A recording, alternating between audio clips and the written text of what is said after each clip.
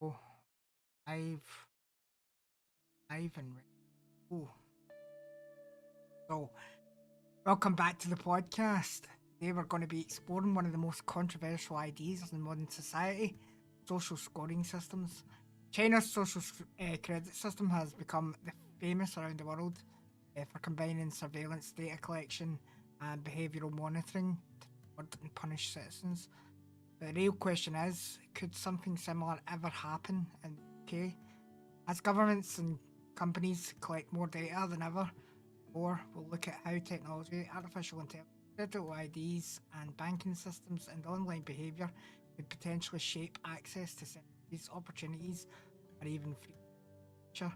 What do you guys think? What kind of points do you want to look at on the China social credit system?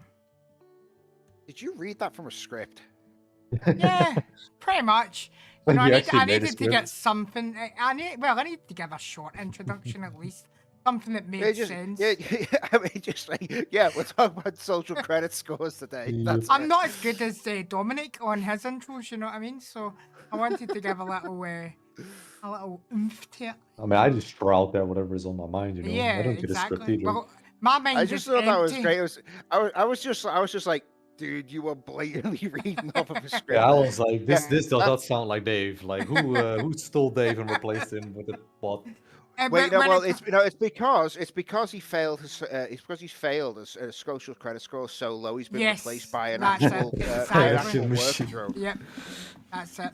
And on Uh, that note, On so that what? note, Commissar, Yes. So, in terms of China's social credit system, then, what do you guys think of it? I think the best way to describe it, let's just start there, especially when it comes to the Westerners, right? Like the way you can describe it is kind of like an Orwellian score. Because pretty much everyone that watches these type of podcasts or reads these type of books knows who George Orwell is, right? Yep. I'd assume so. Yeah, or the I movie hope so. 1984 is also quite, I wouldn't say a super popular movie, but it's definitely had a lot of people who have seen it, right? I think it's quite important to know who he is in this day and age, especially with everything Especially, that's gone yeah. on, you know? Well, I mean, you've got the joke. 1984 was not an instruction manual, you know. Yeah. Well, the first things first then, China has not actually rolled out this system yet, right? So far, it's just an idea. And it's just an idea that we hear a lot about because, well, China has a lot of citizens and they like their authoritarianism. Yeah. Well, is it not an it's just idea that's in practice already? Like, No, in it's not rolled secret? out it's yet. it's just made me think. It's like if it's just an idea, maybe they just put it out there so the rest of us go like, oh, that's a good idea. Then we come up with them ourselves. And then China does what it does best and copies our homework.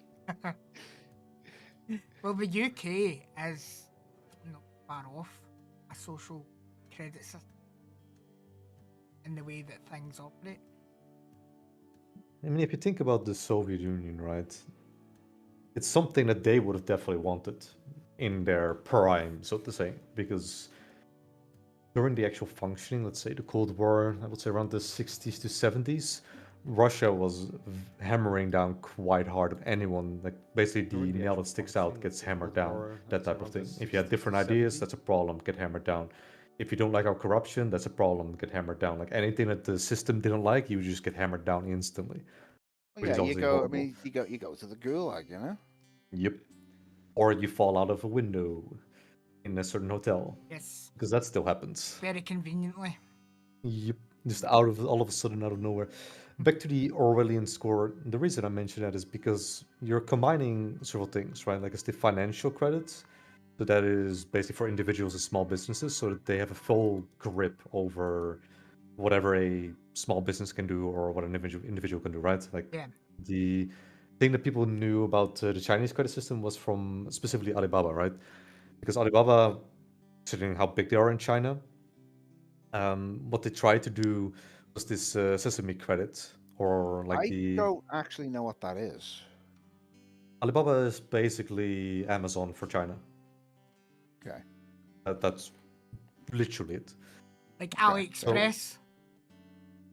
No, not that, but similar, right?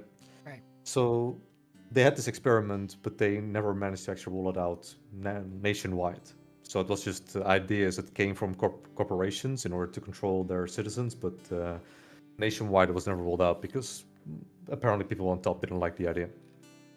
That was for individual small businesses. And then you had the corporate social credit, and that is for domestic and multinational firms. So that's to get a firm grip over the actual corporations that are being tax compliant, product safety, environmental, just basically this usual stuff you have in bureaucracy in the West, but then with an actual score attached to it, which we kind of already do when you think about like AAA and stuff like that, right? Yeah, We kind of already have this like idea, but then it's a credit system for finance, right?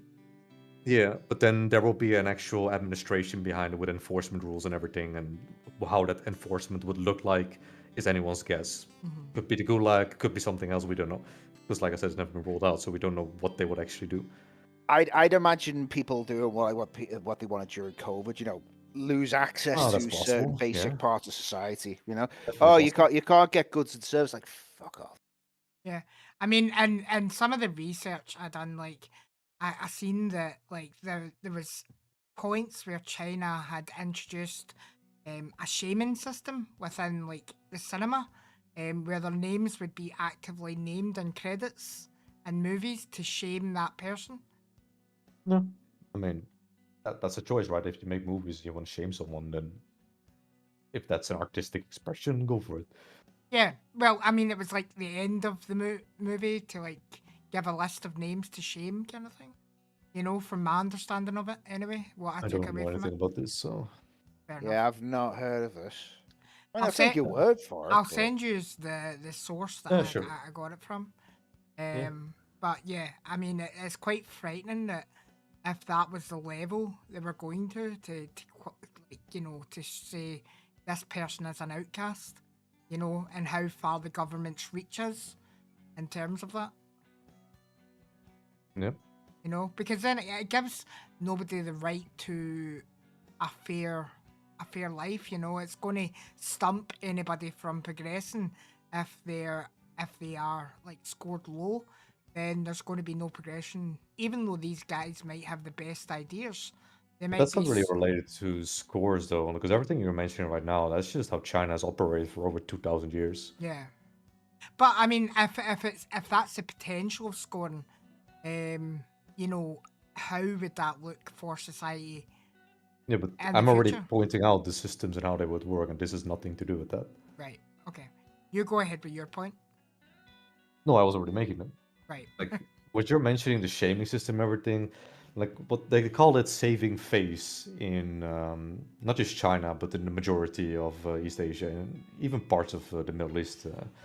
A saving phase or showing phase is basically an hierarchical system where you need to pay a certain level of respect towards certain people based on their status in society, etc., right? Yeah. This is completely unrelated to a social credit system. This is a cultural system, more Right. of anything. Okay. And if you were to insult someone's face, like China has literally had civil wars over this. It's very disrespectful to act certain ways to your superior or stuff like that. And a good example for that is a South Korean airline that crashed, I think it was like, what, 10 years ago? Probably even more. Like, Is this the one that vanished? no. It's just a No, South okay. Korean airliner that just crashed into a mountain because basically what happened was in the instruments, you could see that the plane was descending too fast in order to make the airport. And the first officer saw it and the engineer saw it as well. And they were, instead of saying it directly to the pilot, the captain, they were making hints of like, oh, the weather radar has been doing us greatly this entire ride, hasn't it? And then the engineer who steps in, oh, yes, it has definitely done a great job. And the captain somehow had to figure out that that meant that they're crashing straight into a mountain, which is what ended up happening. Like, that's the bad side of saving face. You don't want to insult the captain because you don't want to hurt his feelings because he might not have been paying attention to the instruments, which is ridiculous. But I that's the mean, bad side of it. it's like people's lives are at risk. It's like, no, Yeah, yeah, we over need 200 people to, died. yeah. Yeah, it was a horrible incident. But that is kind of what Dave is mentioning here. Like it's more of a cultural structure more than anything, and this is something that like if you think about bad hierarchy, this is what bad hierarchy is like. Bad patriarchy, like there are definitely bad parts to whenever you mention a patriarchy. But if you erase the entire thing, then there's nothing left. Like you also need the good parts of it, like some part of leadership. Hmm. That is what you're talking about here, Dave. Like the shaming and everything. That's something that's done in order to, well, his family has wronged me, therefore I'm going to shame his entire family. Like this type of things have been going on for a very long time. Yeah. I But think I mean, in terms of that, just scoring, are they not then one and the same thing? If the government's doing it, or if it's society that's doing it, is it I not? mean, you're literally saying a shameless. There's no score to it.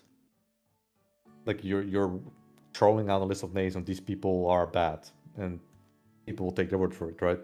Mm-hmm. Like when it comes Happens to all the time, scoring systems are actually observable, right? Yeah. Like the third system is the local pilot system, which is for local residents. So it includes like volunteer work and civic duties. Like these are observable facts. For corporations, these are observable facts, and financial credit, these are observable facts. Whereas you just saying this person is bad, well, it's like, yeah, okay, I'll take your word for it. Like it is, there's a difference, but you have to make a difference between the actual scoring system and cultural relevance into insulting people's faces. I guess like what the video or what the source that I got it from was saying is it relates to one another because you're getting a score based on how culturally accepted you are in society. That sounds like integration. And actually, I'm down for that. In my country, just throw it out there. I want to know what the scores are of some of these people in this country because I live in a neighborhood where I don't even hear Dutch anymore. Right, Like, okay. give these people a score and tax the hell out of them. Like, I'm done with this shit, man. Like, if I have to hear one more Arabian sentence in my neighborhood, I'm actually gonna snap. I actually saw a funny meme before. It's a picture of an old guy saying, "I just don't understand kids these days," and it cuts to a couple of Middle Eastern guys speaking Arabic. That's actually what happened in my fucking neighborhood. I go outside and I'm like, wait, this is not Dutch. It's It's not English either. yeah. It's quite frightening when you go into a shop and the shopkeepers are speaking a different language, and then like they can be serving you, they'll change to your language and then they'll change back to their own language to speak to somebody, and you think to yourself, are you talking about me or are you talking about something else? And it's quite rude in a sense. I think that's just your. That's partly. It's partly rude. It's partly your paranoia talking. Well, yeah, no, I know, but Yeah. like, if you're going to be living in a country, then you should speak that native language, right? Yeah, definitely. Well, no, I mean, no. If they're doing, if they're speaking your language to you, I mean, that's fine. It's when it's worse when they just don't learn the language at all, and you're just like, Yeah. well, why did you even come here? Because it's like if they could speak the language, I don't care if we've got Dominic here as a polyglot, so we can jump between several different languages at once. Yes.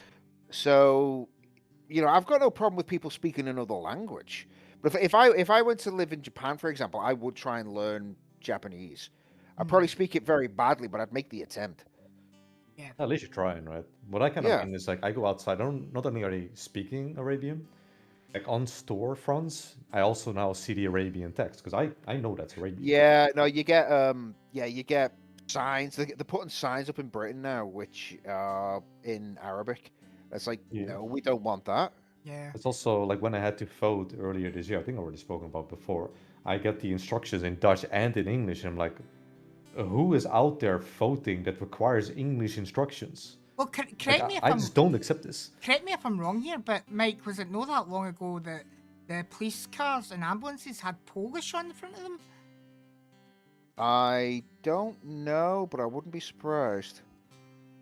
Because at one point there was so much Polish in the UK that they actually started to adopt that language. Yeah, I know. But hey, they're not seen as a threat anymore. Yeah, because the Poles learned English. That's the thing, right? Like, they actually learn English. Yeah, they're seen as the ally now, you know what I mean? Like, they came in and they helped build the country. So that's why they're seen as the ally, Even in history, the Poles have always been, like, great comrades to us. Yeah. Yeah, absolutely. But when you're obviously coming in from the other sides, it's seen as, some people, some sects are seen as threats. You know. Yeah. I think it's more in the direction of like, okay, so you're here. How do you raise your children? How do you go about your day? Like, how do you actually function within our society? And there's a lot of people who just don't adapt whatsoever to the Mm. point where, like, for example, because this is why I said, like, if you're dealing with Coraculus, which is like a slang term, derogatory term from the Roman Empire, like, a lot of things that happened in my country was basically you can have your cake and eat it as well, which is a huge problem if you're going to offer that to people who have absolutely no intention of integrating, right? Yeah. Hmm. What they did was they started offering both Turkish and Arabian in school as a choice. So at that stage, you're basically saying, do whatever you want. Mm-hmm. Because you don't need these languages. So what's happened is in the second generation, they started doing a lot of trade with Turkey, which going down the numbers is a complete waste of manpower. Like Turkey doesn't really offer anything to my country that we need from them. We just don't. Yeah. They're just making contract with corporations to import cheap junk, similar to what we do with China, so that they can quote unquote support their motherland. It's like, okay, that's already multiple errors down that line. First, you're learning a language that is from your quote unquote motherland, which means you have no loyalty to my country. Then you're making that country richer because you, for whatever reason, don't want to live there, but you do want to help that country. It's like it's similar with what India did in England, right? Like you had an Indian prime minister who was sending money back to India. It's like Rishi there's Sunak. so much wrong on so many levels with that. Yeah. Yeah, because it's feeding their economy. Well, no, you had people in India celebrating the fact that Rishi Sunak got in. Oh, yeah, doesn't surprise me. If he's gonna help India, then obviously they're gonna celebrate. Well, it's the same with like the Somali stuff you see going on. Oh yeah, same thing. How One many of- Yeah, billions did they're all they happy. scam out of America so far? One of the Billions? ideas. Sorry, what were you saying, Mike? No, no, I was just Wow. saying that they've stolen billions. Yeah. I said, like, how many billions have Somalians stolen out of the America right now? Because you see their quote unquote leering sentence. Because I don't even know. Hey, I get that reference. But yeah, you've got that, and then you've got the people over here who are outright defending them and Mhm. protecting them. It's like, Suicidal why? empathy. Yeah. Yeah. Well, one of the things to try and cut down, obviously, on the amount of immigration and things like that in the UK was to try. One of the bright ideas was to introduce digital ID system, which related obviously would relate back to social credit again, or a kind of social scoring system. Was it a good idea? Do you think, or would it fall on its head? Because I know, like Mike, you were largely against it obviously, but would it have helped in immigration? No. No. Because the thing is, Dave, what you have to realize, what's happening in your country, it's a lot of illegals. Mm-hmm. I mean, you see videos like TikToks of these guys coming on the boat. They film themselves throwing the passport and all their ID away just in the channel, and yeah, there's we've got it's much harder to identify them then. I mean, what I'd say, if you have someone coming in and they've got no ID, then they just get thrown back on a boat and just put adrift somewhere.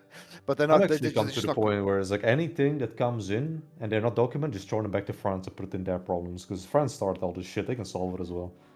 Yeah, France are well. They've got a lot to answer for. Yeah, they got a Yeah. lot to answer for in the past 200 years. Oh dear. I mean, in this case, they definitely do. I mean, they are a lot. I mean, you have like the Calais camps, and it's basically just a staging point for them to come over here. You have Yep. all the NGOs at the camps, then just giving them Yep. boats. Exactly. Like, the French have so much to answer for, it's not even funny. I mean, what I would say now is it's like it might even get to the point where it's like, yeah, if the Coast Guard starts seeing these boats coming across, they just sink them. That's what my initial thought was. Well, I don't just like in the Mediterranean, right? Like, unlike America, we have an entire sea blocking access from Africa to our continent. That literally shoot them down. Hmm. Like any invasion into national territory could be seen as an act of war. Just fire. I don't care if it costs money. Yeah, I don't care. I pay taxes. True. I mean, that's the duty of the military, right? The military's duty is the protection of its people. That is the only duty of the military. Anything else is just extra. Like a soldier has as a prime duty the protection of the civilians. These are not civilians; they're foreigners. I Yeah, don't but pay they you to act. protect But them. that's where you get this. That's where you get the stupid language going and going like, oh well, they're undocumented immigrants. Or, they come up with other ways of saying it's not illegal. They're not Yeah, that's what illegal they did in immigrants. Spain, right? Like Yeah. legalized 500,000 people by saying they're just undocumented. Oh, you mean illegals? You mean criminals? Oh, okay. Yeah. So you just It's like documented. I love the way you get these arguments where people going like, oh well, can you tell me what these people have done that's illegal? It's like they've entered the Step one. country. Yeah, step Right. one. They're here. That's already a crime. Yeah. Yeah, and then I've seen people try to argue semantics, going like, "Oh, well, it's like in America, it's like, oh, it's not a federal crime; it's a misdemeanor." It's like it's a crime. Don't care about degree. Crime is They crime. shouldn't Like, be yeah, they shouldn't be doing like it. if the first action you did by being in my country was a crime, I want you out right away. I don't care what the crime is. Like you came to my country already committing a crime. Like at that stage, I don't want to talk to you anymore. Yeah, I Like, mean, I'm with you on that one. it's not rocket science, but like when it comes to these social credit systems, like the problem is they're all attacking its own people. Like it's one giant Ouroboros where it's just cannibalizing its own, and it never actually targets what it needs to target. And that's the big issue, because if you Well, think about what's happening in England, right, or in Scotland for that matter, is that your governments are mostly attacking you. Yeah. You well, have that's the this point. The whole point of it is it's not to help any of the citizens. It's to help the people in power, and exactly. that's why these people want more like immigrants coming in all the time because they want because they think these people are going to be very easily led and dependent on them, which is not going to be the case. I mean, for 'Cause me, like being on this side of the continent, so to speak, or being country. on this side of the UK country. Yep. For me, like you were saying there, coming into the country is a crime straight away. I want to understand the why before I then start making judgment on why a person's come into the country. Fair enough. they No, might because have- we have because we have a proper asylum system for Yep, that. If we do. people I mean look, I've always said compare this to the Ukrainian refugees who are currently in the country. Hmm. How did they get in here? All They got documented, by the way. All Yeah. of them documented. Yeah, they got flown in by our government.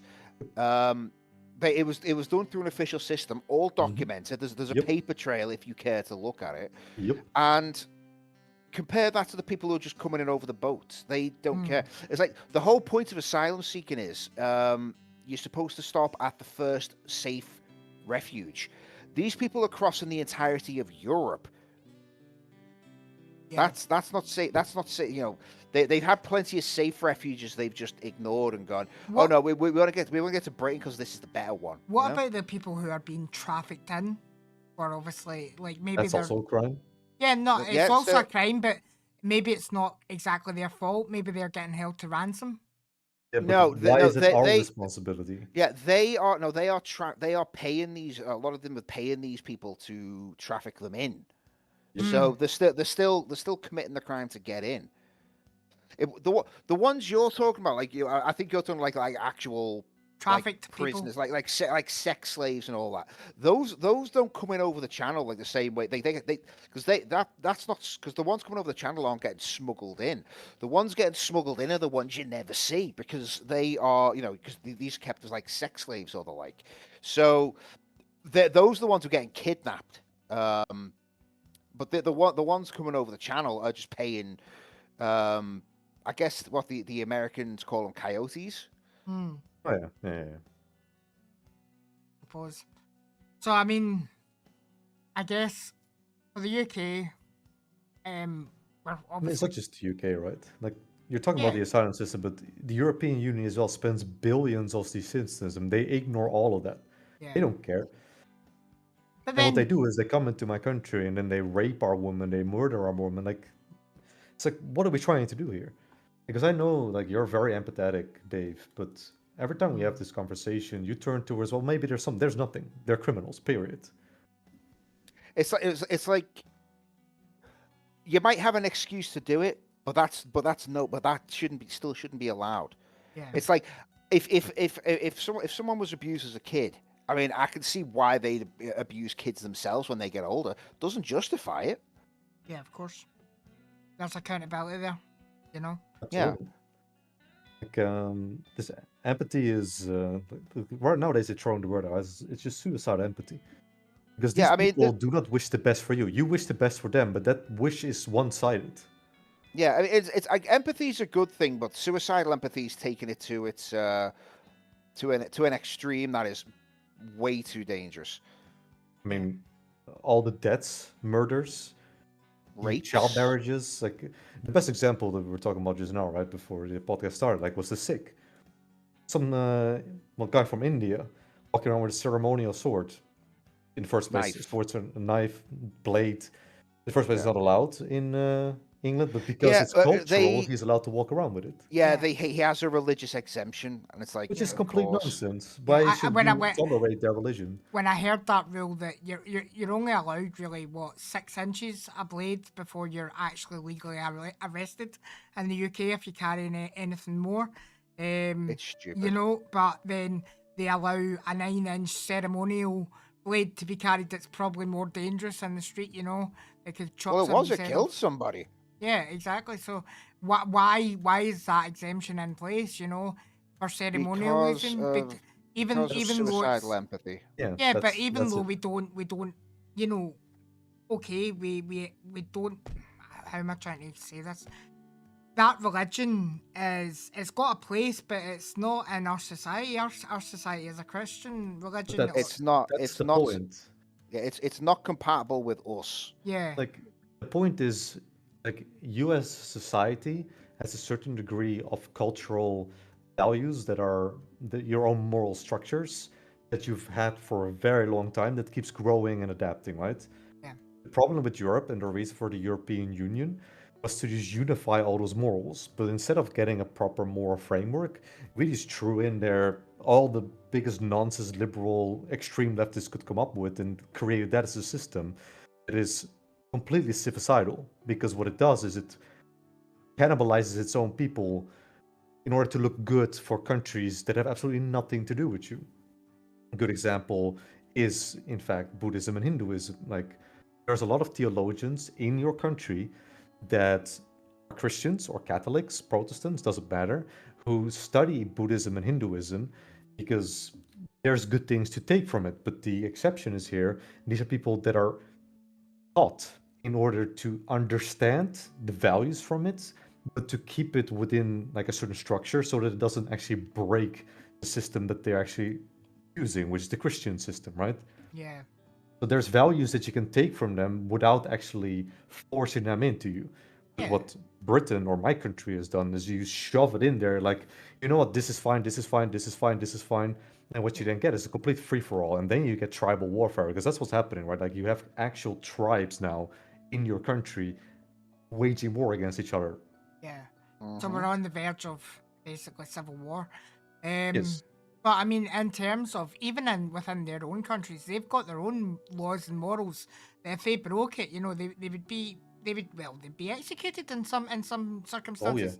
You know what I mean? But So- they don't. Yeah, but they don't care about our rules. It's Yeah. it's in-group preference. They care about their one. So that's why. I mean, that's one of the reasons I'm against the social credit score because these people would not follow it. They Exactly. would just go by It just their own attacks your social own. mores. That's kind of what I said, right? Like it's just an Ouroboros. All it would do is cannibalize your own. Yeah. Mhm. Like it's similar to the law that was introduced in 2024 where men were no longer allowed to catcall or like hook up to the girl. And the result was that Dutch men listened. But this is the issue. Yeah. The only ones that listened were the Dutch men. And then when something happened, women started blaming the Dutch men who did absolutely nothing for the actions of people that are not Dutch. And now you And have they were this saying like, vicious why cycle. aren't you protecting us as well? It's Yeah, like, it's ridiculous. you wanted us not to protect you, so Yeah, you you sod wanted off. nothing from us. We decide, okay, if that's what you want, and you're still angry. Like this is the thing. Like I see this in my social circle as well. There's a lot of women that are upset that men are not approaching them. Now, first step is that we don't want to go to jail. Thank you very much. The second step is as well, what they then do is all the women they talk together and then start blaming the men for not doing it. Whereas the reality is like, you do Well, they realize don't you have want to to look take. in the They don't want mirror. to. They don't want to take responsibility for Exactly. what they've done. Yeah. Exactly. I mean, And again, that's another form of social credit as well when you think about It it. is. Yeah. Yeah. But you're so far, like for me, when I have a conversation with somebody, I keep on assessing everything I'm saying just to make sure, like, there's not a point where I cross the line, because we are living in a society now where even words can get you, jail time. Stop doing shit now. So I just say it. no, I'm well, Dutch, so at the moment they introduce a law like that, that's when civil war starts because Dutch people have no fucking chill. That's true, man. You'd be right in jail if Yeah, I any go of the to jail right conversations away. we've had. Yeah. You'd be right in jail. Dutch people are like filters. We don't need that shit. It's a waste of time. What's a filter? That word doesn't exist in our culture. Yeah, one of those ones. But no, I mean, it is, you're kind of having to reassess your words at all time. And if there was a social credit system in place in the UK, which it's coming to, because obviously Twitter and all that, and Twitch and whatnot are all being monitored now to, like, say, right, if this person said something, you almost risk. It's in Germany as well, by the way. This. Yeah, and that's fallen into mass surveillance within the government, which is going to you get a criminal record, you're going to be marked for life with jobs and stuff you can apply for. So it's just a kind of, it's a subtle social credit, but it's still social credit. The real question is, who is this targeting? Everybody. Natives. No, Us. the natives. The who? Right, The explain that. natives. Oh, The natives. Right, sorry. I thought you said something completely different there. I thought you said the Matrix. I was like, what? Matrix. We're living in Neo. I did not use the No, like this Take is the the blue thing. pill Like, or the red pill. the extreme, like when Dennis Prager mentioned as well, like everything the left touches, it just destroys, and that's just proving to be right for the past 100 years. Like even during the Weimar Republic, like it's just these people are very pretentious and they want to be morally right, and they don't care what price that takes. So whatever the institutions they teaches them, that's what they hang on. The tautological Templars, Yeah. if they think everything they do is right, and anyone who opposes them is wrong just by virtue of the fact that they are the ones doing it. Yeah, and that is kind of like what communism is, right? It's the way Islam functions as well. Like these are just systems that are like, I'm right, you're wrong, and if you disagree, I can kill you. It's crazy. Yeah, man. it's like what did he say? They don't call you a Nazi because they think you are one. They do it to mark you as an acceptable target. Yep. That if you look at what's happened in America, for example, that's a perfect explanation. Like after Charlie Kirk and even before that with Luigi, like there's a lot of people on the extreme left that are just putting certain name tags on the people they killed, and they're like, problem solved. Like they're not part of our group, so it's fine to kill them. Well, yeah, I mean, I saw like you had the Unite the Kingdom rally over Yeah. they were saying like shoot Tommy Robinson in the neck like Charlie Kirk. Yeah, Yep. yeah. There was literal counter protesters chanting that. It's quite literally they create targets, but it's the same for the extreme right. The extreme right also gets targets, and that's kind of like where the danger lies. But in the end, it comes down to like, what a lot of philosophers fight for is rooted cosmopolitanism, which is the idea that within your native land you are rooted, and those roots are deep and have a rich and long culture that you should grow and flourish over time, right? So anything that was bad from your past, you should learn from so that you don't repeat them. And anything that's good, you should continue. That's kind of like rooted cosmopolitanism promotes. It's a long generational thought process.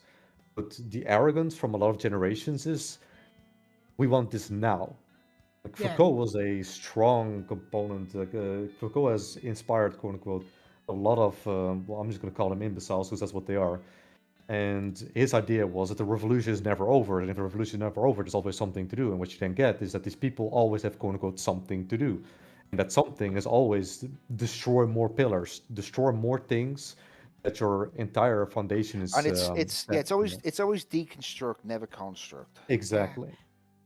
You know, there was an interesting thing I watched today, and it's how society is now. Like everybody is 12 years old. They're on that cusp of becoming, I guess, Well, socially. man children. Yeah, That's what yeah. it is. Basically, Yes. you want to be socially in with everybody, but then you're trying to get your find your place within society, kind of thing.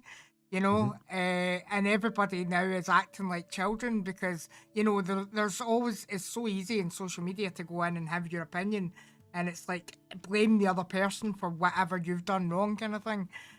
So it's like that. Oh, That's the Well, main. accountability. it's also the state will look after you. Yeah, Exactly. yeah. It's just Uh, one giant bubble, right? yeah. So I mean, going forward, if everybody is acting like that, and they're not growing from their mistakes, is anybody ever going to become adult to an extent? People will, but they're gonna have to compete with all of the kids. Yeah, yeah, Like, I think I've exactly. already said this for a few episodes, but you need an ideology. You need something that holds people together, and you just don't have that. You just Like don't. who? What, me in personally? No, like your entire civilization Yeah, requires an ideology that gives people a purpose. right. Okay. And what is Like, that? I mean, like that's different for everybody, right?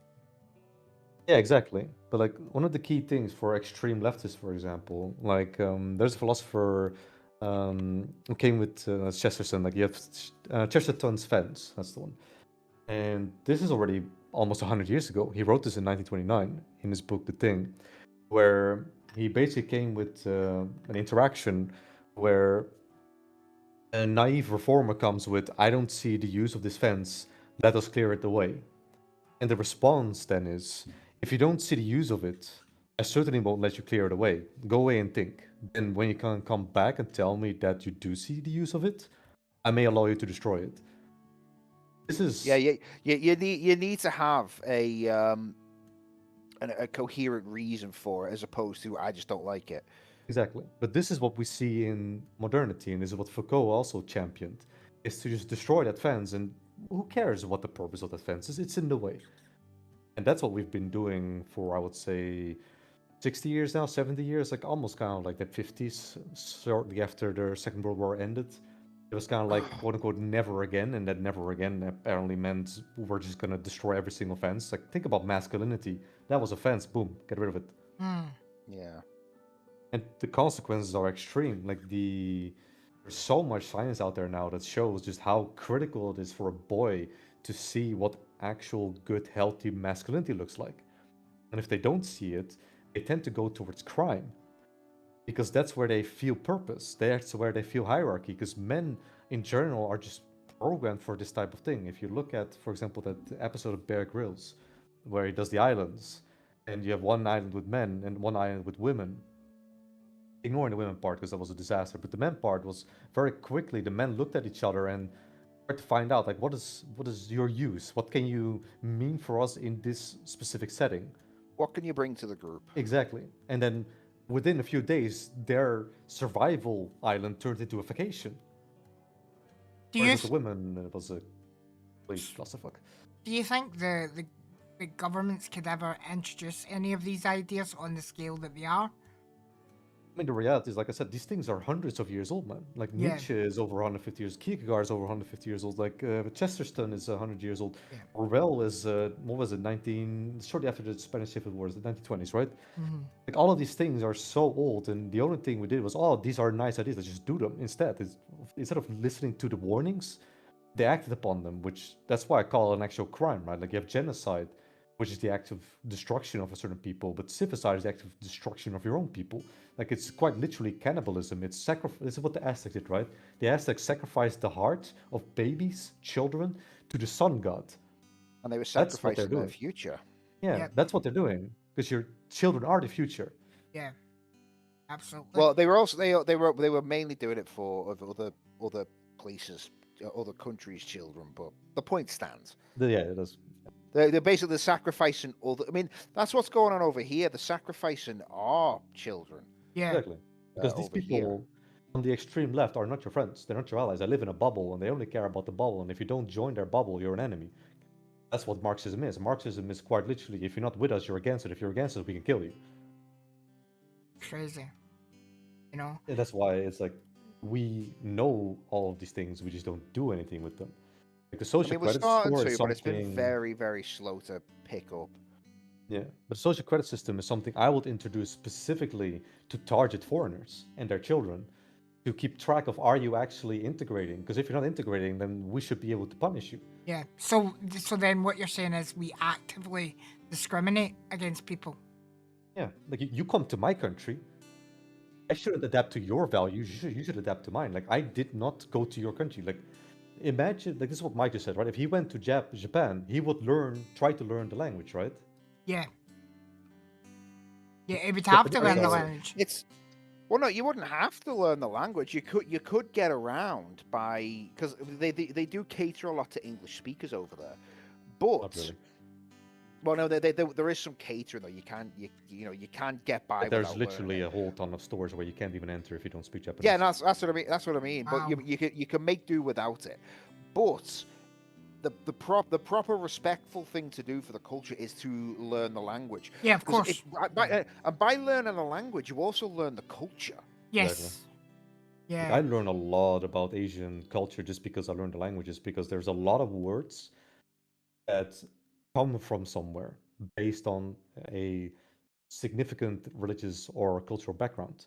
Yeah. Like think about the Korean word "annyeonghaseyo." This is not necessarily a Buddhistic chant, but it quite literally means "peace be with you." So you could literally have an interaction where two people are just continuously saying "annyeonghaseyo" to each other, whereas what we say is "hello." So the translation for this word is "hello," but what it really means is completely different, and you could literally be stun locked spamming that word if you're too awkward to either walk away or continue the conversation. Yeah. But Which even doesn't really within happen, but even within that, there's colloquialisms as well. You know, like local sayings and things like that. That yes, you know, absolutely. you should, you even like here, if you were going somewhere in Scotland, you would want to learn some of the local words, kind of thing. You know, like if you travel a bit more east, you go to Edinburgh and stuff like that. You get people using Ken, and if you don't know what Ken is, you're like, what? You know what I mean? Struggle. You You're gotta being struggle, right? ignorant. Yeah, exactly. So, it's all about picking up on the local language as well, as well as Yeah. the national language. But you see Well, I with a mean, lot of when it comes to slang stuff, I mean that's like as local as you can get because you'll have people down in London who would have no idea what I'm talking about when I use some Scouse slang. Yeah. makes sense. But it does show like there's a lot of criminality from second generation immigrants who Yeah, are I've heard blaming the actual people around them instead of looking at his own household, because the reason he is this way is because of his own household never integrating, and then he gets mad at the people around him because they're not adapting towards him. It's a very narcissistic, egoistic type of mindset, but that's what gets promoted by the extreme left. Like if you think about Marxism, Karl Marx himself was a giant narcissist. Like just straight up, like his lifestyle and the way he treated his children and everything, that is the quite literally definition He of a was narcissist. a massive piece of shit. Yeah, he was. Yeah. And it doesn't then surprise that anyone that kind of follows this type of idea structure tends to also be an extreme piece of shit. And these are very narcissistic individuals who don't care about facts. They only care about their own feelings and their own status and their own careers. Mm. Yep. Do we not have somebody like that right now in the world? Who's mean- very public figure. There's so many. Like I know who you're talking about, but there's so many, man. Yeah. Without it saying any names, you know what I mean? Like, Yeah, like you don't even have to say names. There's too many. Like even in Yeah. my country alone, I could literally say our prime minister, massive narcissistic, egoistic prick, just Right. straight up. Like anytime this guy opens his mouth, it's like, oh yeah, I'm listening to the modern day curriculum. It's great, amazing. He says all the right things, but he's completely full of shit. And I know that anything he's saying is just to keep his career going. That's the only thing he cares about. Yeah. Then the Power other side is also prestige. like these people also tend to have no children, which is the worst part. They don't have skin in the game. They don't have a future to plan. They're completely in the moment. So Mm. anything that is a consequence to the next generation is irrelevant to them. They're not part of it anyway. Well, that's true. It's a difficult one, isn't it? With so much variation within society, You know, it's hard to find that balance, I think, and introduce a one system that fits all. You It's not know, necessarily a one system that fits all. It's more you need a framework, yeah. and that framework needs to be organic. And when I say organic, it means the development of a nation needs to be organically promoted. And it's kind of like the way of Taoism, right? Mm. Taoism, Tao Te Ching, like it fits with my country very clearly because my country is kind of built on don't build dams, build canals. Because if you build dams, that's going to cause a lot of problems. But if you build canals, that means you can control where the water flows. And it And will the same eventually break a dam, Will. Yeah. as well, yeah.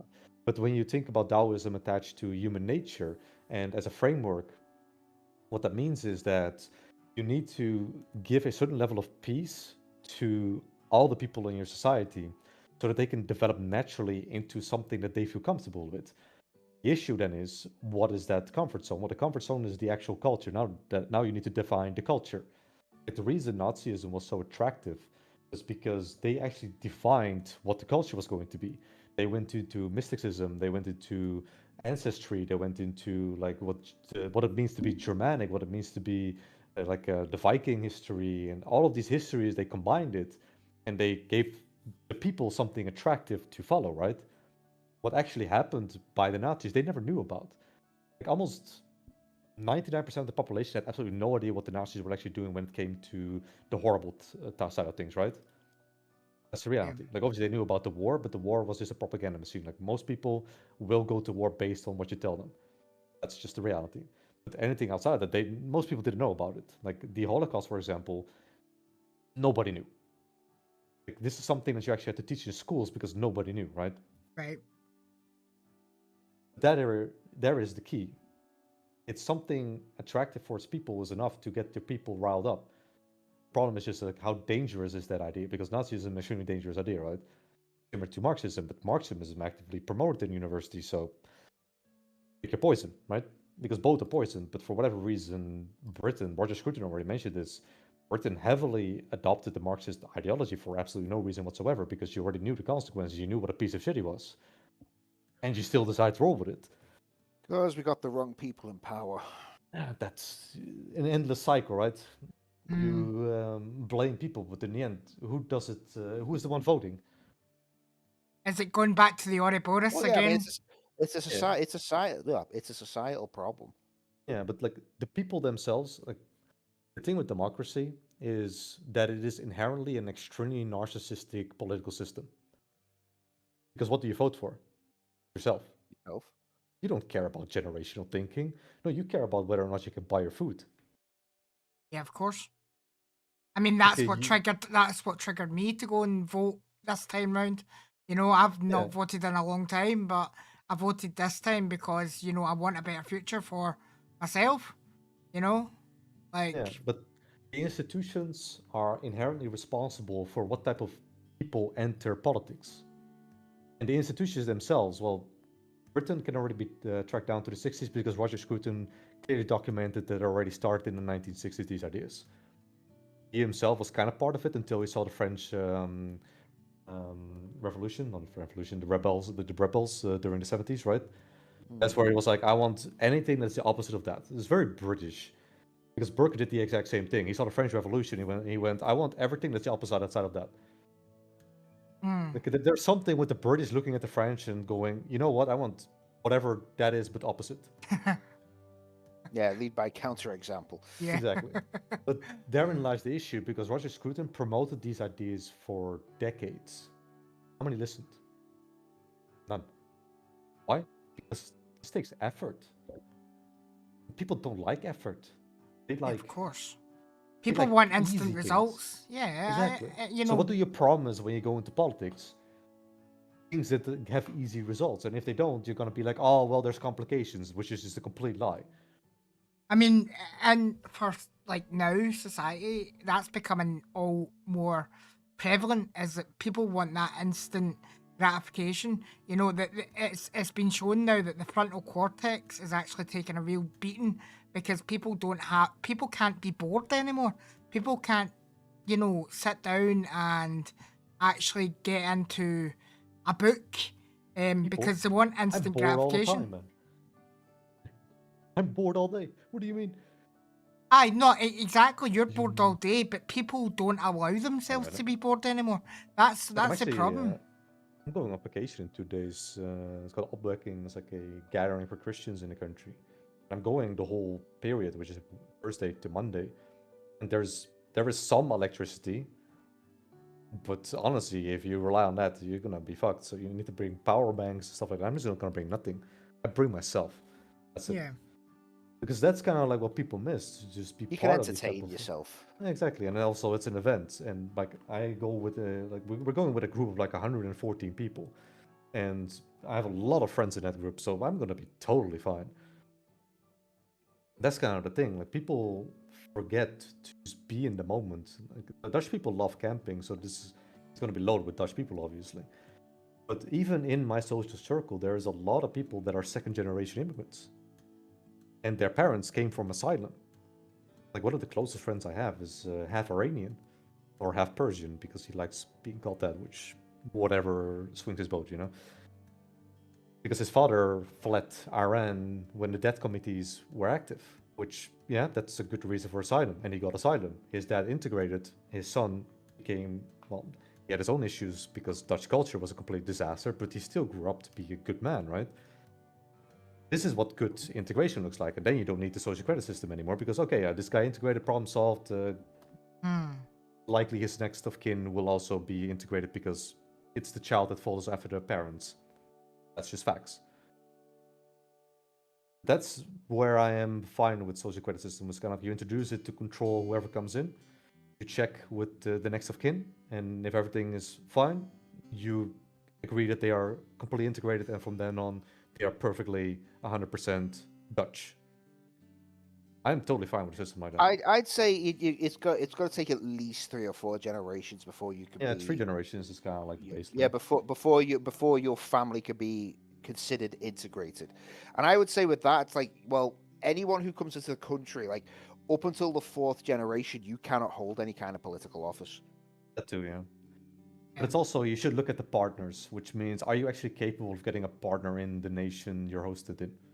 If you're not, and you keep getting, because this is what Moroccans are doing, right? Or like Arabians in general, they go back home, get a wife there, and then bring that wife into the country. They're Yeah, completely incapable of getting a wife locally, so they just get one from home. And this tends to be their cousin, which, you know, is fucking illegal in our countries, but we are allowing it because blah, blah, blah, religion, blah, blah, blah. It's absolutely hilarious how much the quote-unquote elite is committing suicide all over the place. Like, they're completely destroying our people. I've used this example a lot. A surgeon goes into an operating room, and anything that happens in there is going to be his consequence. He can lose his degree, he can go to jail, a lot of things can go wrong, right? Yeah. A politician can go into politics, destroy millions of lives, and get promoted upwards. Yep. Makes absolutely no sense. Yeah. And I dare say that politics is far more dangerous. Oh yeah, like if you look at the past 50 years of politics in my country, you can quite literally trace back all the problems to the political generation of the 1970s, where they did a gentleman's agreement to not speak about the issues of integration. 20 years later, so 20 full years, Anjalmaat came in and said, what we've been doing is absolutely horrible and destroying our communities from within. Then another 10 years later, you have Pim Fortuyn, and he was assassinated by someone from the extreme left. Go figure, right? Yeah.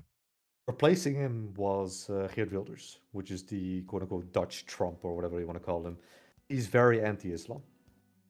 Right. And that's about his only personality, because anything else he says is a waste of time. Okay, you're wasting brain cells listening to this guy, but populism in general in democracy is a result of not listening to people. Trump won. Like, I see so many quote-unquote comedians or whatever the hell you want to call those late night show hosts who complain about how did Trump won. Well, the way someone that spreads populism wins is quite simple. He just says what most people are thinking, and if you don't want to engage with those issues, you're gonna lose the democratic vote. Yeah. Period. It's not difficult. It's exactly what happened in the UK recently. It's you the know what I same mean? thing. Yeah. It's just on on a a smaller scale, so to speak. It's the same what happened in 2023 in my country. Geert Wilders won a major election. The issue is, like I said, that the dude doesn't want to do anything. He just wants to complain, which that's what populists do. But actually doing something is not on his agenda. So now you're stuck with that. So people didn't vote for him a second time because they know now. Oh yeah, this because Dutch people are very quick to take on. Oh, this guy's not going to do anything anyway. So fuck it, right?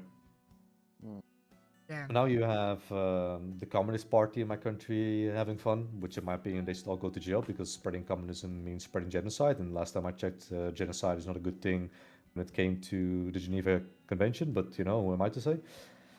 And on the other side, you have a Muslim party, which they're mostly promoting minority views, which is like that should also be illegal because that means you're promoting something within the heart of my country. And the heart of my country should be only for Dutch values. So if you don't like those, then get the hell out of my country. You have a party that is obsessed with animals. It's like, okay, whatever swings your boat, still gets a lot of votes. I don't know how, but yep, we're doing that shit, I guess now. Animal party. But the farmers party we had as well, and the farmers, like, we have a lot of farmers in this country. That's just your reality, right? Yeah. Like the moment you leave my city, it's just nothing but farmland. And they voted for the Farmers Party thinking that they would uphold their values. Well, Dutch farmers have no chill, so they quite literally threatened. Well, they give death threats to the Farmers Party's head because they were not doing as promised. Which is like, yeah, you probably don't want to fuck with the farmers. If you look at the history of my country, they are like quite aggressive. But then what do they do in the politics? They're like, oh, this language is not okay. This is not acceptable language. You go back to being just nothing more than a snob that knows how to speak political language. You're not going to do anything anyway. So basically, every single party in my country is, we ain't doing shit, but we will say the right things just because you like hearing the right things, and it gives your narcissistic ego a feel good about yourself. It's similar to all those Free Palestine movement things, right, from the extreme left. You post a tweet, and you're like, I feel good about myself now because I posted a line of text on an app that people over there don't even have access to. It's a narcissistic evolution that we're seeing in democracy, which I guess is the natural consequences of this political ideology. Yeah, it's funny how things are getting influenced now, by the way that people are feeling that they're needing change. So they obviously feel like they have no option left but to do something now. Except if you're on the left and you just post tweets. Except if you're on the left and then you just post tweets. Yeah. Yep, because I've never seen it. Except for throwing soup on a painting from Van Gogh. Yeah. They've done that too, but I mean, dude, what did he do to you? Like he was already in an asylum. Like I don't think he needs more of your nonsense in the afterlife. I think it is because he did an oil painting. Yep, he did. That's also probably just for literally it. attention. It's the same for Yeah. people that sit on the middle of the highway. It's like, okay. Honestly, if I you mean- get run over, I would consider that not a crime. I'd be like, yep, like Yeah. you're not. It's not even legal to be walking on the highway anyway. So What was that famous thing in China? Well, not famous, but infamous thing, where it was the boy who stood in front of the tank. I was not a boy. that Oh, was a man. Tiananmen Square. Yeah. That was not a boy, Dave. Well, I know. I mean, I don't mean boy, but you know what I mean. A man. That who was a stood- full-grown adult. Yeah, male. yeah. No, I'm just saying that's just our slang. The boy who stood in front of the tank. But Boy. Okay. yeah. Boy. Interesting slang. What do you call it? A hillbilly? A hillbilly. Yeah. Boy. And boy, Oh, boy. Howdy, boy. you stand in front of Yeah, that tank, boy. You're gonna get run over. Exactly. Looks like we got ourselves a Rita. What about that guy? Yeah, I mean, what was he not standing up for something? Like, obviously, a point of view. I mean, his point was basically the military. It's similar to what I said earlier, right? The military's purpose is to protect the civilians, and those things were most definitely not going to go out there and protect civilians. Hmm. That's what he stood against. Protect Right. civilians. You never heard from him again because, Yeah, China. Don't stand in front of tanks in China. I mean, like, I would assume nowadays in England you would get the same consequence. You'd be arrested very quickly. Yeah. Exactly. That's actually one thing that I was thinking about. Like, a democracy allows you to protest, right? Yeah. Yeah. You have to. But I am There has actually to be on a the side degree where of. There has to be a degree of, a free democracy or free society, versus obviously what is a crime and what's not a crime. Free speech is important within a society to allow growth, but it's there's a fine line between insulting people and free speech. yeah, but like protesting, right? Like it's legal. Yeah, as long I'm as it's actually peaceful. thinking, As long no, as like it's I'm actually on the side of you're allowed to protest if you're actually a citizen. yeah. Like, if you don't come from my country, you have absolutely no business protesting here. You should be arrested on the spot and Well, get kicked out. is it not a human right for people in the EU No? for people to protest peacefully? You said human right. That has nothing to do with the European Union, because the European Union doesn't decide human rights. Do we not have a court of human rights? Yeah, but that's from the United Nations. Right. Okay. That tends to be full of globalist shit. It tramples human rights in the name of standing up for human rights. Typical liberal leftist shit. Yeah. But, like, Well, protesting, right? If you think about it, like, why do we allow people that don't even speak our language to protest? Like, if you want to protest, go back home and see how that goes. Yeah, Oh, you well- get the death penalty if you do it at home? I see where it goes wrong. yeah, exactly. Well, it goes back to what I was saying earlier, isn't it? Like, if people did half the shit they come over and do in this country, they'd be executed in their country for it. Yeah, but that's kind of like, because there's a lot of protests in the universities of my country by international students, Yeah. or how I would say it, foreigners. Why the fuck are you destroying my university that I pay tax for to keep operating when you're not even a citizen? I see every single reason to arrest you and kick you the hell out, and if you come back, I see every single reason to just give you a life penalty in prison. Like, you're hostile to my nation. Like, that's an act of war. I don't care. Yeah. And yeah, I see that all over the place. You see it in America as well, right? These people chanting "death to America," and then you look at what they are, and they're not even Americans. There's definitely Americans among them, but there's also a lot of people that are not Americans among them. They barely speak English. Well, I mean, yeah, I guess. I don't have much knowledge on the matter, so it's hard for me to comment here. Mike has been quiet for a while now. Am I playing games? No, I'm playing games, but I'm also. It's like I've not got, Don't even lie. well, I've told you before, no, I don't really have much to comment on. I mean, you know a lot more about this than I do, Dominic. So, I mean, I don't want to open my mouth and sound like an idiot, basically. Yeah. Yeah, but it's more about the idea, like what I said, right? The protesting for people that are not even citizens. Well, Trump did something about that in America, because you had people doing The Mexican flag and stuff, right? No, this was before that. Oh, okay. It was university students like blocking off campuses, and these Oh, are like, yeah. but these were foreign students doing it, and he's like, well, no, you're getting your visas revoked and you're getting thrown out the country. I Fair fully enough. agree. Fully agree. Like, you came here to study. You're not even a citizen. Why are you protesting? Yeah, Go do your degree and go back home. Like, what do you want?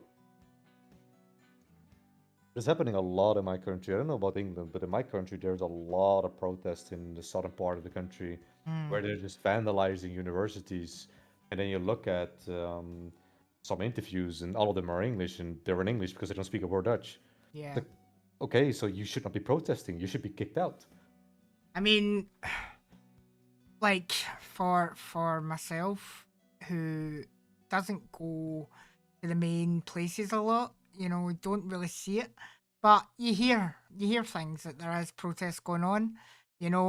Maybe George Square at the moment is shut down in Glasgow, because they're kind of rebuilding it. But that would be the place where usually a lot of kind of that stuff would go on, like rallies for things and whatnot, you know. So if it's happening out with and maybe places that are a bit more discreet, you know.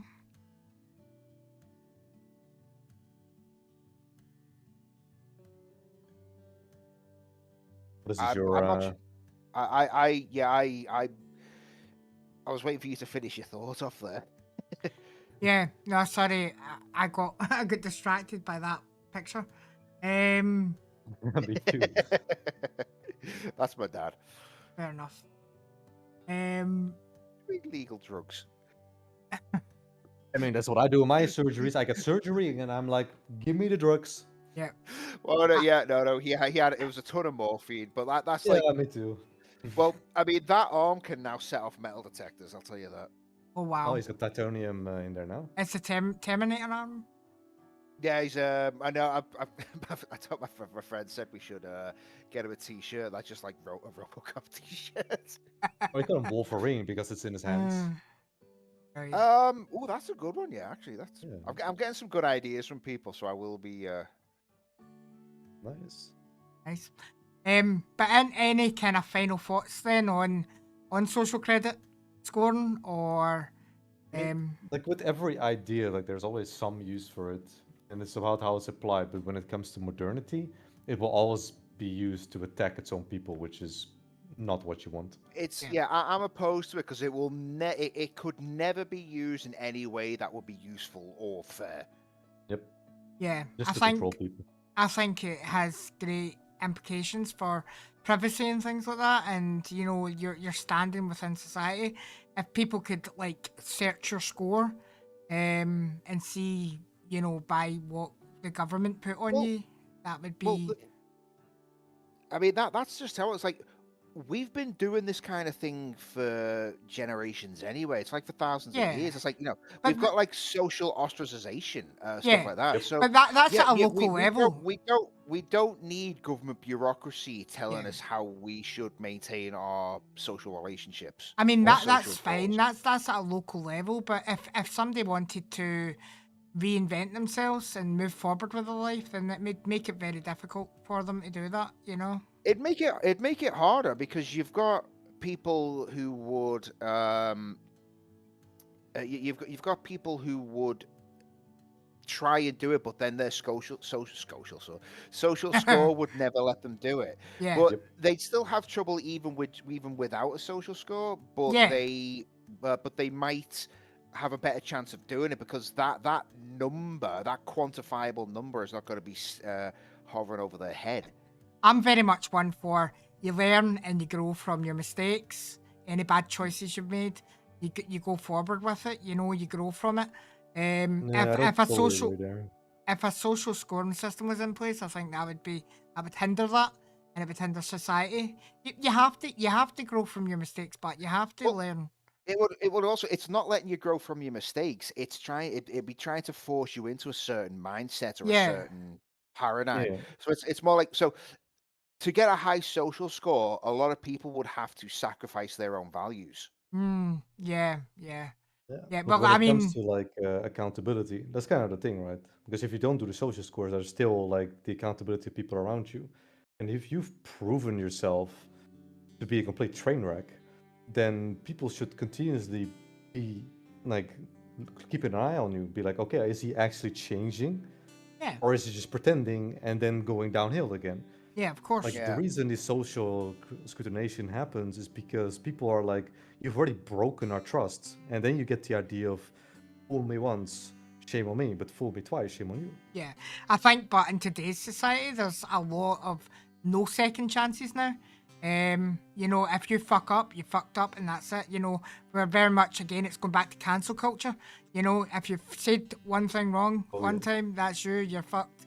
That's The also a rest of problem your with social days. credit scores, right? Like if you think Yeah. about the Me Too movement, like in my country, there's been multiple cases of women abusing their powers when it came to like accusing men. Yeah, And it then got proven legally that these men did absolutely nothing wrong. The woman was just upset that the man didn't want a relationship with her. yep, Or she made a mistake and got like buyer's remorse the next day or something. Yeah, that too. And the Yeah. guy's I mean, entire life was over. Mm-hmm.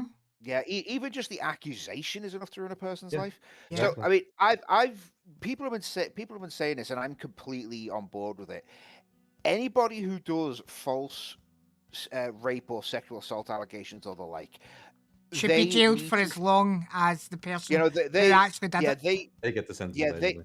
yeah, they need to get the exact same sentence that the person they were accusing got, maybe even doubled.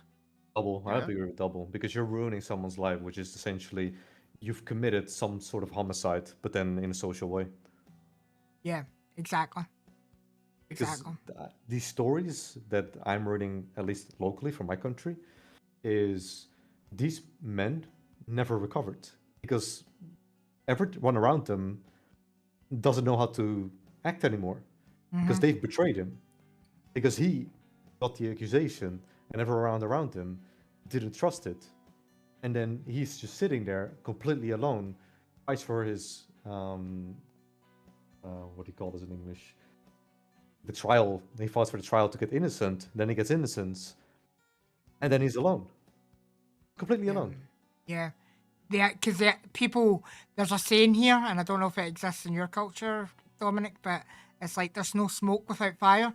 So Oh, I know that one. Yeah. as soon as somebody makes an allegation, like in that level, it just follows you and it'll stick to you like tar, you know. So it's Exactly. like you know that's why it's such a dangerous premise. Well, Yeah, no, the the Dutch thing saying is is, the it's same. it's like that. That's a proper thing. The problem is, people are mistaken where the fire is. Yeah, of That's course, true. absolutely, absolutely. You know, but that's people forget that other people are malicious and will make up shit, or they'll coach people to make up shit as well. You Oh know, yeah. so you know, because what is it within? I think there's a psychological term for it, flying monkeys, and it's like, you know, people are not willing heard to of do other people's biddings for, like, if they get a financial gain out of it or some kind of gain out of it. You know, I've not heard of that term before. flying I know monkeys. it's to do something with like a narcissism, but that's about it. It comes from like the Wizard of Oz. If you, I was going to say Oh. the only flying monkeys I know of is from Wizard of Oz, but I don't see how that was.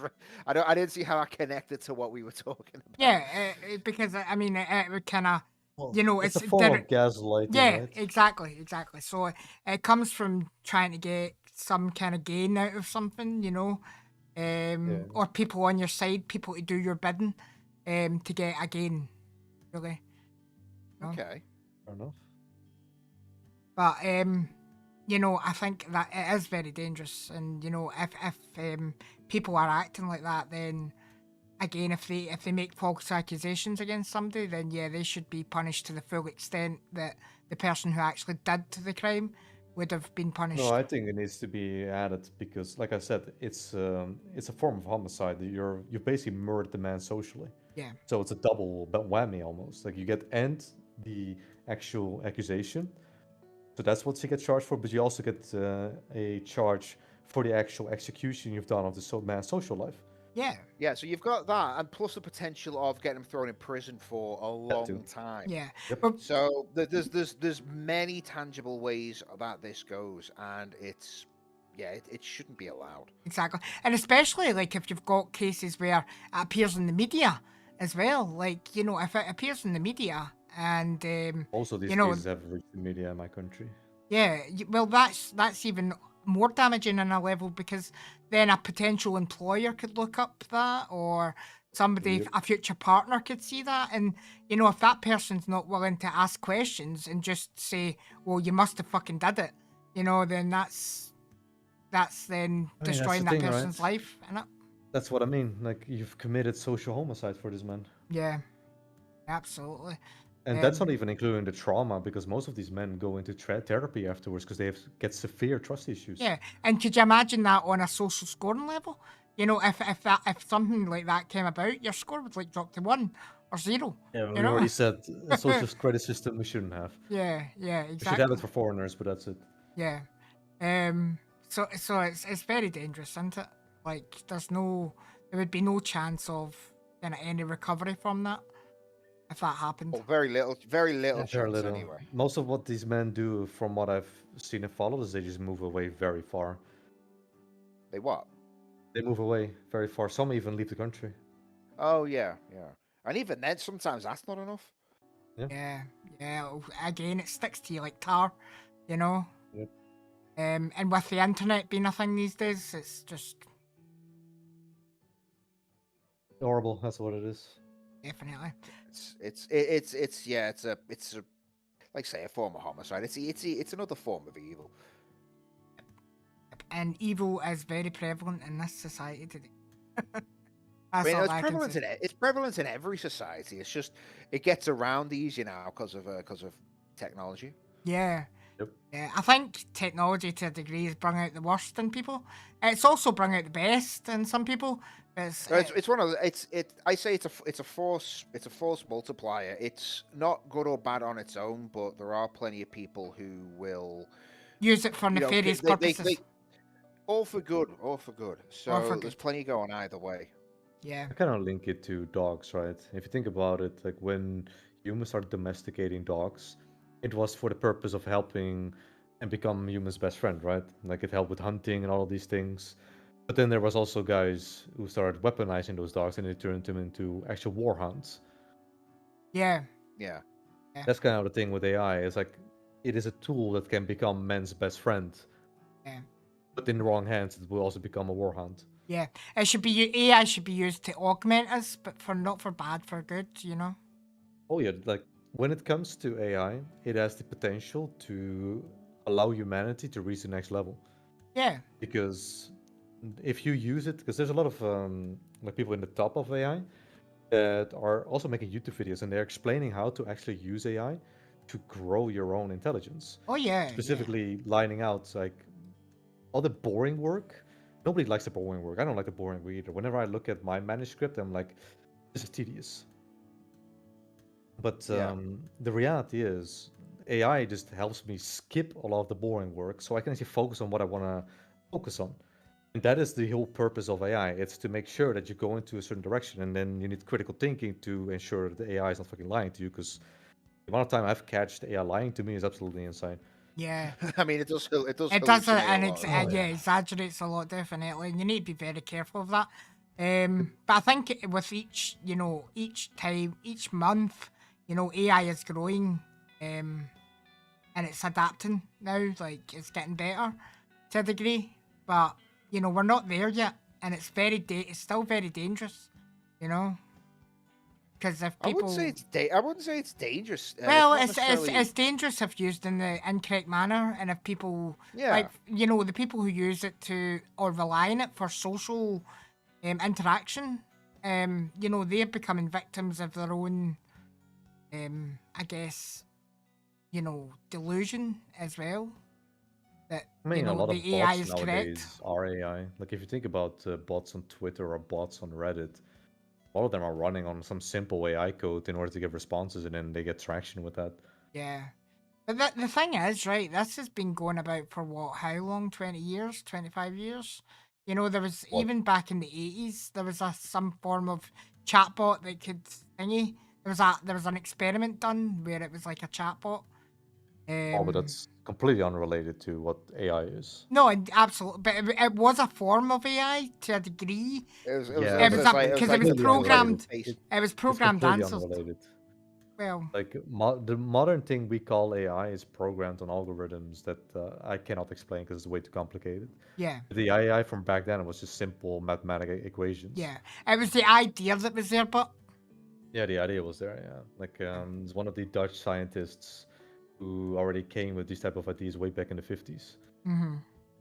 Like he already had like some kind of vision of how AI should look, and passed away before anything could actually be shown. He passed away in the early 2000s, but he was already thinking very far ahead when it came to the mathematical equations of how to make augmented reality AI work. yeah. What is That's it they kinda call where it? Google is going. Agentic AI, is it? It's called when it becomes fully, like, integrated with us. Augmented reality? No, agentic. What's the agentic one? I don't know. I don't know either. Fair enough. I'm sure I've heard the term somewhere, agentic be, yeah. AI. But anyway, I I digress. just AGP like Google is right now like when it comes to like Gemini, like they're the furthest ahead when it Oh comes to yeah, these type of things. I mean Gemini is probably one of the most advanced AIs, right? Yeah, but And Claude is best when it comes to their system as well. yeah, Like you have those two titans fighting it out each other. Like Claude is just investing on anything Gemini can do, which is genius. I think it's going to be really scary when quantum computer becomes a thing and AI gets That's far integrated away. with that. That's still far away. I know, but Quantum computing can you imagine? has been a thing for next year since the past 40 years. Well, you know, I think Google has made some advances in it that they're actually getting to the point now where potentially within the next 4 years, all encryption it'll just be broken. Where are you getting this from? From well, YouTube videos, I guess. Okay. Well, no, it's like you You say see the all problem? encryption will be broken. Well, no, because it's like it's always an arms race. Okay, some encryption will be broken, Yeah. but then always been that someone way. else will make some kind of new encryption, and then that encryption will have to be broken. That's Yep. how it works. It's always Yeah. been that way. Like if you Yeah, think it's about the always an very arms race. first computer, the very first computer that Turing made was to crack the Nazi code. Hmm. That's how the very first Yeah. computer was Yeah, made. Was the literally to Enigma crack machine. an encryption. No, Yeah. I heard like the first computer was made in like the 1800, like end of the 1800s. No, that's Let me No, just no, check. yeah, no, I know what you're talking about. That was know that as one well, that's found on a shipwreck, and it was like an ancient device that could predict the stars, and it could do it more accurately than any device we have today. like there's always Right, been no, ideas what I'm for- doing is right, I've got what it is here. So it's yeah, it was a Charles Babbage thing, 1837. He proposed the analytical engine. So that was the foundational blueprint of logic units and memory. Yeah. So yeah, but then it took about 100 years for it to come about, to come out properly. So yeah, like you said, it was was World Turing. War II. Turing Yeah. was the one where, because the thing is, right, you also needed money. And in order to beat the Nazis, they were not going to skimp on money. That's why Turing got so much money, because it was funded heavily, the British government. encryption system, had heavy investments from the British government for good reason. And if you have that much funding, that's when you get answers. That's kind of like where they were heading when it comes to this. So the first functional computer was the Enigma machine. Yeah, And that's also the basis for every single computer that came after that. Because the way the Enigma machine worked was just on 0s and 1s, right? It was heavily idealized on like cracking simple things, and a computer is quite literally still cracking simple things 24/7. Have you guys ever heard of that one, the Antikythera mechanism? No, So I heard about the thing Mike mentioned, but I've never heard about this. That's the kind of first kind of computer that was 2nd century BC. And this is not a created. computer; this is a compass. Yeah. But it's kind of like an analog computer, or it's a known example of an analog computer. Yeah, but it's. I analog mean, it computers didn't in think for general its are- stealth so much, did it? Yeah. Analog computers are. Yeah, there's a good reason why analog computers tend to be the size of an entire factory building. Yeah. What's the amount Yeah, no, of cogs they and need all to. that? Yeah, Yeah. they need to be in a freezer. Yeah, like those things aren't exactly, you know. Well, the first computer that was ever like digital computer, was it not the size of a room? You know, Oh when we yeah, but first I'm created- talking specifically like how analog computers operate. Like Yeah. they are best for things in navigation. That's why pretty much every single airplane I think has it. Like I'm pretty sure the Boeing has it, the B-29. Like that thing definitely has it. I found it funny that they still update their firmware with floppy disks. I mean, there's still people that use it. Yeah. Japan literally has to try and force people off floppy disks because Japan doesn't want to adapt, so to say. So they still have a lot of things on floppy disks in Japan. Oh, crazy, man. Crazy. Whereas we would see that now as an ancient technology, you know? Because it is. Yeah, it is, absolutely, you know? It is. The thing came from before I was born. Yeah. That's just It's the ancient. same, there's some, like, I think the legal industry here in the UK still use fax because it's yeah. it's seen as a reliable technology and it can't be meddled with.